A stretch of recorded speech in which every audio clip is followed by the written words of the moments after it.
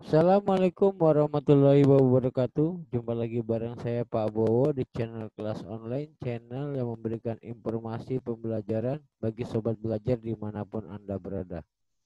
Di video ini adalah video lanjutan dari video sebelumnya, yaitu tentang Kingdom Animalia.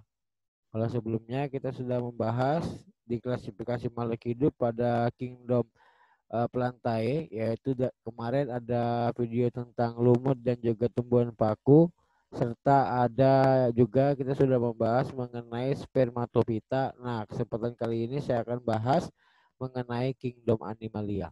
Mari kita simak penjelasannya, tapi jangan lupa simak videonya sampai selesai agar kalian tidak salah paham mengenai materi dari Kingdom Animalia. Dan jangan lupa juga untuk di subscribe, di like, serta di komen jika ada pertanyaan. Baiklah, kita bahas materinya. Yang pertama, pengertian dari animalia. Animalia adalah kelompok makhluk hidup yang terdiri dari kelompok hewan. Jadi yang masuk dalam kelompok animalia ini adalah makhluk hidup yang berasal dari kelompok hewan. Berdasarkan ada dan tidaknya tulang belakang, animalia terbagi atas dua, yaitu pertama vertebrata. Vertebrata itu adalah hewan yang memiliki tulang belakang. Lalu ada invertebrata atau avertebrata. In atau A itu tidak, vertebrata adalah tulang belakang. Maka invertebrata adalah hewan yang tidak memiliki tulang belakang. Nah, pertama kita bahas invertebrata dulu ya. Jadi pada kesempatan ini, video ini kita akan bahas di fokus pada invertebrata. Nanti video berikutnya baru kita fokus pada vertebrata gitu ya. Apa tadi yang dimaksudkan vertebrata sudah saya singgung di awal, yaitu kelompok hewan yang tidak memiliki tulang belakang. Ada juga di buku menuliskan A vertebrata, itu sama ya. In atau A itu kalau ada kata-kata in atau A berarti adalah artinya tidak gitu ya. Kalau invertebrata tidak bertulang belakang, A vertebrata juga tidak bertulang belakang seperti itu. Kelompok invertebrata terdiri dari beberapa filum, yaitu ada Porifera, ada Coleonterata, Platyhelminthes, Nemanhelminthes, Annelida, Arthropoda, Mollusca, dan juga Echinodermata. Kita bahas satu-satu ya film-filmnya.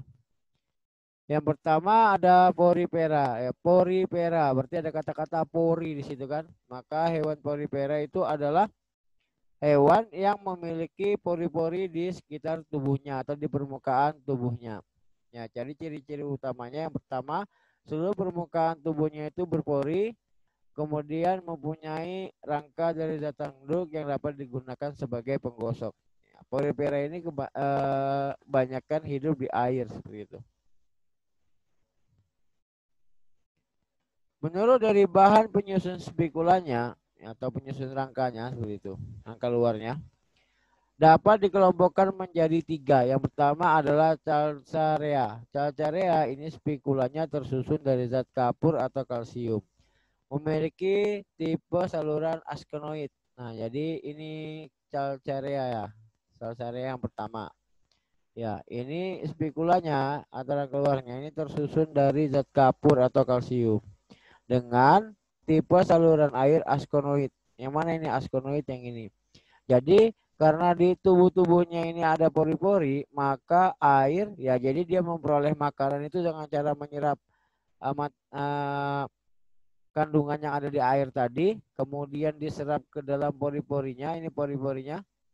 Nah, pori-porinya diserap, ya, air yang mengandung bahan makanan tadi diserap, lalu kemudian dikeluarkan dari atas, ya dari atas ini. Nah, itu yang namanya tipe askon. Tipe askon ini masih tipe sederhana gitu ya. Contohnya Grantia sp dan juga Leucoxenia. Lalu yang kedua ada Hexatinellida. Kelompok Hexatinellida ini spikulanya tersusun dari silikat atau kersik. Nah ini ya. Jadi dia seperti kayak kaca. Ya, silikat ini seperti macam bahan kaca gitu ya. Jadi bentuknya bening gitu seperti kaca. Tipe salurannya adalah sikonoid. Ini sikonoid. Ya, sikonoid ini agak lebih lebih rumit dibandingkan askon karena setelah air masuk itu melewati lekukan-lekukan di sini di pinggir-pinggir. Ya, setelah itu baru dikeluarkan seperti itu. Contohnya Peronema sp dan Euplectella sp. Ya, sp itu spesies artinya. Ini contohnya yang Hexatinellida. Lalu yang ketiga Demospongiae. Kalau kalian pernah nonton film kartun ya, SpongeBob, SpongeBob itu adalah wujud dari Demospongiae kalau saya perhatikan. Ya, warnanya kuning, memiliki lubang-lubang. Ya, seperti itu. Jadi kalau kita lihat film kartun SpongeBob, ya sebenarnya SpongeBob itu ada hubungannya ya kalau kita pelajari di biologi gitu ya atau di IPA seperti itu. Karena tokoh-tokohnya sendiri itu mengajarkan kita pada klasifikasi makhluk hidup. Salah satunya adalah SpongeBob tadi. SpongeBob, SpongeBob SquarePants yang punya celana kotak, gitu ya. Jadi Demospongiae ini spekulanya tersusun dari silikat dan spongin. Ada juga yang spongin saja. Tipe saluran airnya sikonoid, berarti yang ini. Atau leukonoid. Jadi ada yang sikonoid, ada yang leukonoid. Ya, sikonoid ini dia memiliki lekukan-lekukan seperti ini. Nah, leukonoid juga sama, cuma lebih rumit daripada sikonoid seperti itu. Contohnya Eospongia sp dan Spongilla sp. Sp ini spesies serta Euplexaura antipatis atau akar bahar. Nah, ini contoh dari Demospongia ya. Kalau kita perhatikan kan warnanya kuning. Lalu ada lubang-lubangnya. Nah, mirip kayak SpongeBob seperti itu ya. Ya bisa jadi ini adalah perwujudan dari SpongeBob. Nama biologinya atau nama IPA-nya masuk pada kelompok Demospongiae. Lanjut. Yang kedua adalah kolon terata. Kolon itu rongga. Jadi ingat ya, saya sampaikan kata kuncinya biar kalian mudah. Tadi porifera kata kuncinya pori-pori. Kalau kolon terata, kolon itu rongga. Maka kolon terata ini adalah hewan yang memiliki rongga. Hidupnya di air, tubuhnya berongga. Mempunyai tentakel untuk menangkap makanan sebagai indera peraba. Beberapa memiliki alat penyengat atau nematokis. Jadi beberapa dari hewan ini memiliki alat penyengat. Misalnya pada anemon laut atau pada ubur-ubur kan ada yang beracun itu yang bisa menyengat. Ya, jadi tak heran kalau di film SpongeBob ubur-uburnya bisa nyetrum gitu kan. Ya karena ubur-ubur itu tadi ada yang memiliki alat penyengat atau ada yang memiliki racun seperti itu. Memiliki dua bentuk yaitu polip atau menempel dan medusa atau melayang. Nah, yang mana polip? Yang ini yang polip. Maaf. Ya, ini polip. Ini menempel pada batuan karang. Ya, medusa ini ini yang melayang. Yang melayang ini contohnya pada ubur-ubur ini medusa. Ya, seperti itu. Terdiri dari 3 kelas. Yang pertama hidrozoa, tubuhnya seperti ular. Nah, contohnya hidra, ini hidra. Jadi hidra ini punya dua model hidup. Ada yang berbentuk polip. Kalau pada saat ini dia berbentuk polip. Ya, kenapa? Yaitu pada saat pembentukan tunas. Ya karena si kolon terata ini berkembang biak dengan cara tunas. Ya, jadi setelah tunasnya terbentuk, yang ini kemudian dia lepas nanti membentuk fase tubuh medusa atau melayang. Ya, jadi ada dua fase dia, ada fase polip, ada medusa. Yang kedua Scyphozoa. Scyphozoa ini adalah tubuhnya seperti mangkuk terbalik. Misalnya ubur-ubur. Ini ubur-ubur. Ya, ubur-ubur kan kalau dilihat ini seperti mangkok. Ini mangkoknya kan cuma terbalik mangkoknya. Nah, contohnya ubur-ubur atau Aurelia aurita. Nah, ini tentakelnya. Lalu yang ketiga adalah Anthozoa. Antho itu bunga, zoa itu hewan. Maka tubuhnya seperti bunga. Hewan yang tubuhnya seperti bunga. Ya misalnya anemon laut. Nah ini anemon laut. Ini kan seperti tanaman ya, seperti bunga. Padahal dia hewan. Anthozoa berarti tubuhnya itu seperti bunga. Misalnya anemon laut. Nah ini anemon laut. Ini bisa menyengat ini. Ya, cuma ikan Nemo ini sudah kebal ya pada sengatan dari si anemon laut seperti itu. Oke, lanjut. Selanjutnya ada pelatih Helminthus. Plat itu apa? Tipis, flat. Ya, tipis flat, ya. Tipis yang tipis gitu ya. Ya, jadi kalau pelatih Helminthus, pelatih itu berarti pipih. Ya, Helminthus berarti cacing. Maka pelatih Helminthus itu artinya cacing pipih. Ya, jadi gitu cara ngapalnya ya, biar enak. Ya, jadi kalau plat itu kan berarti flat. Ya, flat itu kan berarti pipih atau tipis gitu ya. Sementara Helminthus itu adalah cacing. Jadi kalau pelatih Helminthus berarti cacing pipih. Ciri dari pelatih Helminthus yang pertama tidak memiliki rongga tubuh. Hanya memiliki satu lubang yaitu mulut. Ya, jadi tempat masuknya makanan di situ, tempat keluar makanan juga di situ. Bentuk tubuh pipih karena dia pelatih Helminthus jadi pelat tadi pipih, maka bentuk tubuhnya pipih. Simetris artinya dia bisa dibelah dua. Ini kalau kita belah dua, ini kiri dan kanan memiliki besar yang sama sehingga disebut simetris. Tidak bersegmen atau tidak berruas-ruas gitu, tidak berruas-ruas. Ya, tidak bergaris-garis. Hidup sebagai parasit mempunyai alat hisap, tetapi ada juga yang hidup bebas. Jadi ada yang hidup bebas dan ada yang sebagai parasit. Reproduksi generatif dengan cara perkawinan silang dan secara vegetatif yaitu dengan cara fragmentasi. Fragmen itu apa? Potongan, potongan-potongan.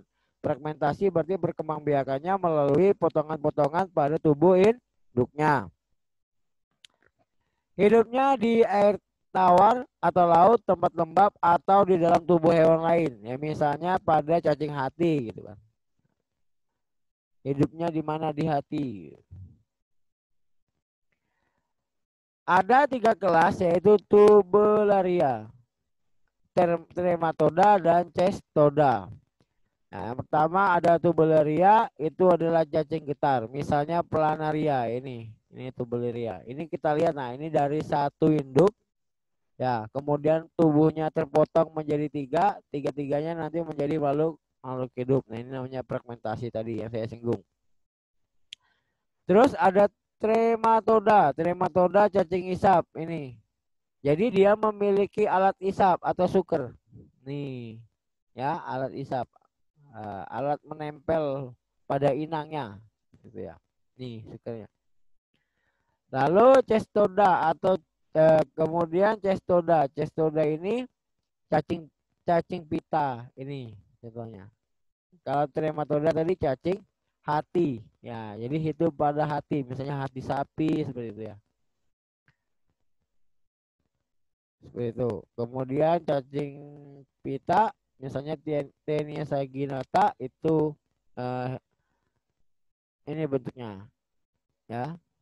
Jadi saya ulangi lagi, tadi pelatih Helminthus, pelatih itu pipih, Helminthus cacing berarti cacing yang bentuknya pipih.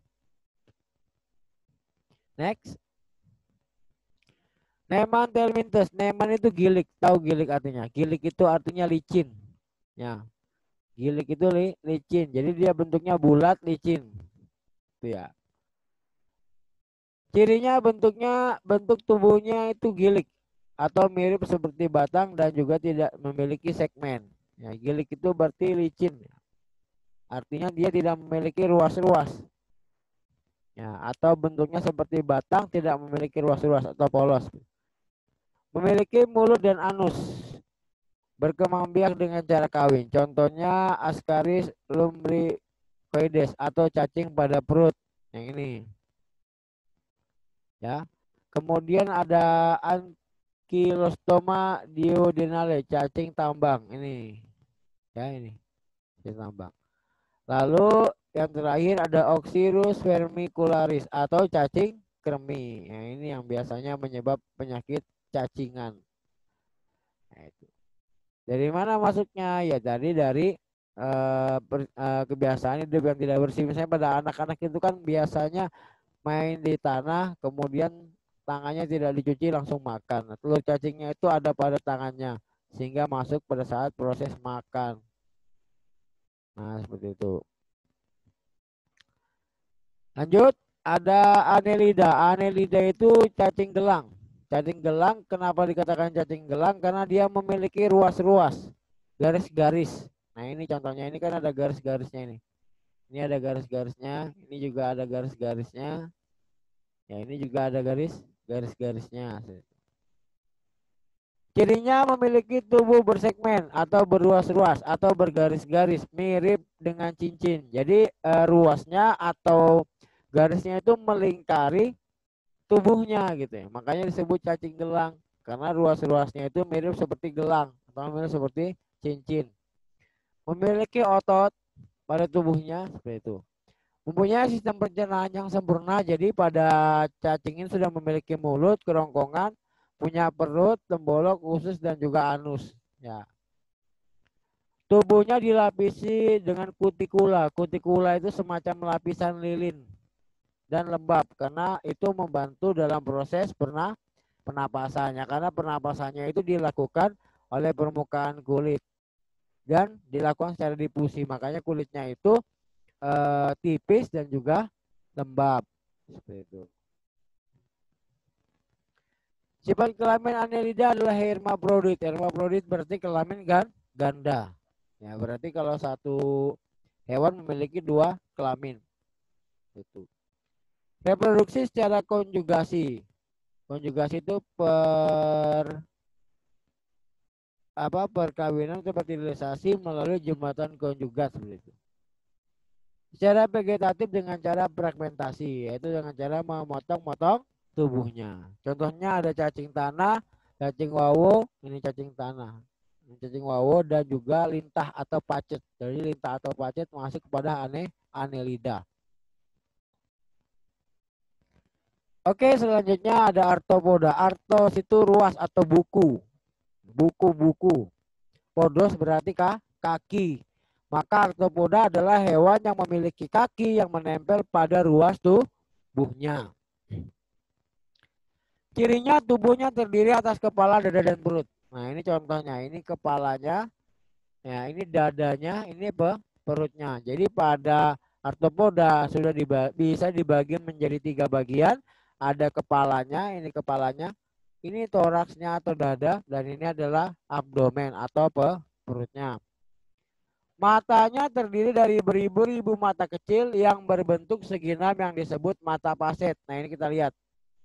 Ini contoh matanya, lihat. Ini kan ada semacam titik-titik ini. Nah, ini namanya mata paset. Rangka luar tersusun dari zat kitin. Jadi rangkanya itu tersusun dari zat kitin sehingga berbentuk lebih keras seperti itu. Terdiri dari 4 kelas, yaitu pertama insekta atau serangga ini. Jadi yang masuk dalam serangga ini ada banyak jenisnya gitu ya.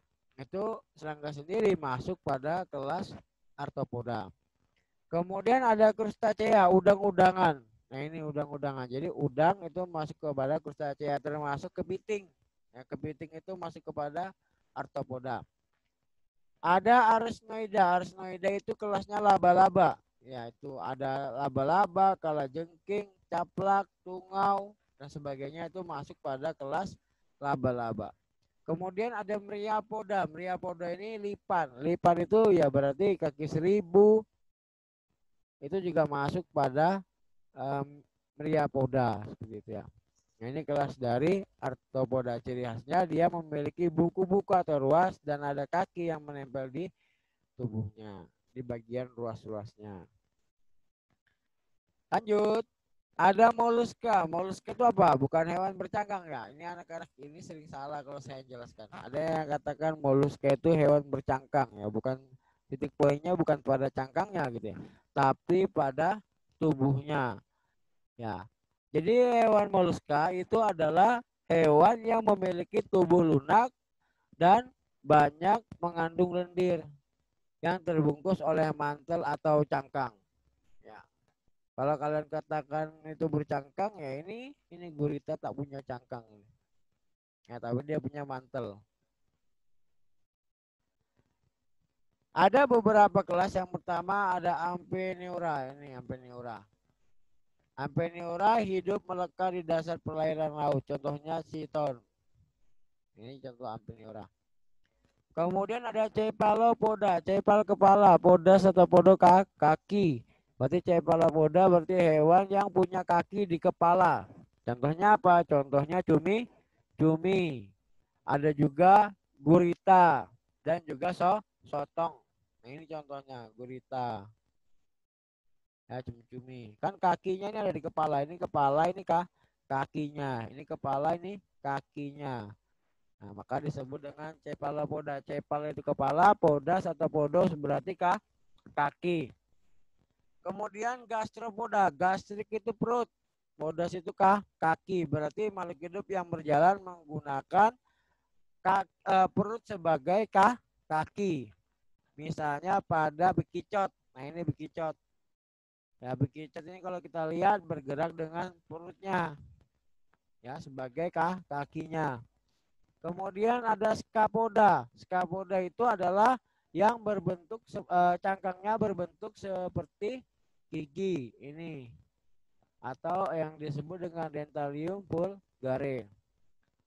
Yang kelima ada bipalpia, B2 palpia cangkang. Berarti cangkangnya palpia itu pintu.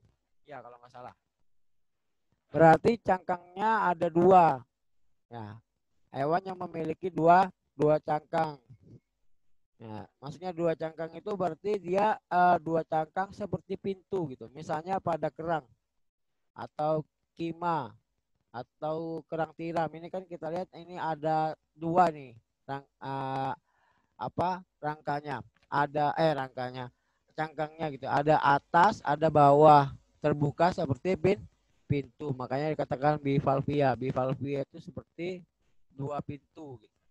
Ada juga yang menyebutkan plesipoda. Plesi itu berarti kipas. Ya. Berarti karena dia memiliki insang yang seperti kipas. Itu adalah dari moluska. Lanjut. Echinodermata. Echino berarti duri. Dermata kulit. Artinya hewannya memiliki kulit yang berduri. Ya, cirinya pertama kulit tubuh terdiri dari zat kitin. Tubuh diselimuti oleh kulit duri. Ya, tadi kan saya bilang, echino duri, dermata, derma itu kulit. Ya, berarti tubuh hewan yang memiliki kulit yang berduri, bukan landak, bukan. Kalau landak itu kan hidup di darat, ini hidupnya di air. Alat gerak berupa kaki ambulakral, yaitu semacam tabung sebagai alat pengisap untuk di dasar air. Kalau paling gampang, mungkin kalian pernah nonton SpongeBob tadi yang saya sampaikan, itu pada Patrick gitu. Coba lihat Patrick itu kalau keluar dari rumahnya kan dia lengket gitu. Ya, lengket karena alat geraknya itu untuk menghisap atau melengketkan dirinya di dasar air. Nah, seperti itu. Sistem saraf menyebar ke seluruh tubuh, mempunyai daya regenerasi tinggi. Artinya jika organ tubuhnya terputus, maka dia akan mudah untuk tumbuh lagi. Ada 5 kelas. Yang pertama ada asteroidea. Asteroidea itu adalah bintang laut. Ya, si Patrick tadi, Patrick Star. Nah, ini ya, bintang laut. Kemudian ada Echinoidea. Ini landak laut atau biasa dikenal dengan istilah bulu babi. Nah, ini landak laut atau ada juga yang biasa menyebut dengan istilah bulu babi. Kemudian ada Ophiuroidea. Ini adalah bintang ular laut. Mirip seperti bintang laut, cuma dia lebih panjang. Ya, ini bintang ular laut seperti ular. Kalau bintang laut kan lebih pendek. Kalau bintang ular laut ininya lebih panjang. Ya, seperti ular. Makanya disebut bintang ular laut. Kemudian ada Holoturoidea atau istilahnya mentimun laut atau teripang ini. Ya. Lalu yang terakhir ada Crinoidea atau lili laut. Nah, ini yang disebut dengan lili laut. Oke, mungkin sampai sini dulu pembahasan kita. Apabila ada yang ditanyakan, silakan tulis di kolom komentar. Jangan lupa untuk di subscribe, like, dan juga share videonya agar teman yang lain bisa mendapatkan manfaat yang sama ketika menyimak video dari kelas online. Sampai jumpa di video berikutnya. Saya akhiri. Assalamualaikum warahmatullahi wabarakatuh.